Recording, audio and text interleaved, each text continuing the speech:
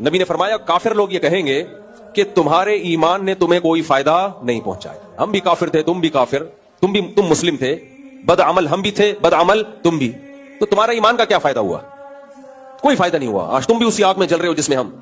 تو اللہ ہر اس شخص کو نکالیں گے، اللہ کہیں گے نا نا نا، جو مجھے مانتا تھا اور جو نہیں مانتے وہ دونوں برابر۔ یہ تو غیرت کے خلاف ہے نا، اللہ تو بہت غیرت والا ہے، تو اس لیے اللہ کہتے ہیں جب کافر یہ کہے گا کہ تمہارے ایمان نے تمہیں کوئی فائدہ نہیں پہنچایا، اپنے آپ کو مسلم کہتے تھے مسلمان کہتے تھے، کیا فائدہ، تو ہم ہندو ہی اچھے، ہم سکھ ہی اچھے، ہم عیسائی اچھے، ہم یہودی اچھے۔ تو اللہ اتنی بڑی تعداد کو جو جن کے اعمال گناہوں سے آدم علیہ السلام سے لے کے نا آخری انسان تک جتنے بھی لوگ جن کے دل میں رائی کے دانے کے برابر ایمان، اللہ اس سب طبقے کو نکال لیں گے، اور جو کافر ہوگا مشرک ہوگا وہ اس جہنم میں ہوگا۔ تو پھر فرمایا کہ اس وقت کافر کہے گا ربما یود الذین کفروا لو کانوا مسلمین، قرآن نے کی آیت ہے یہ 14 پارے کا شروع،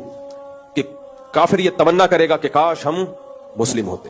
تو بھائی مسلم ہونا، مومن ہونا ہلکا عمل نہیں ہے۔ آج لوگ جب غیر مسلم کنٹریز میں جاتے ہیں، یورپ امریکہ، ایمان چھوڑ دیتے ہیں، کافروں میں رہ کے نا کہتے ہیں یار یہ بھی نماز نہیں پڑھتے، یہ تو اللہ رسول کو نہیں مانتے، یہ تو خدا کا انکار کرتے ہیں، تو کیا ہو گیا، ان پہ تو کوئی آسمانی عذاب نہیں آ رہا۔ تو ان کو کے لیے اپنے ایمان کی حفاظت بہت ضروری ہے۔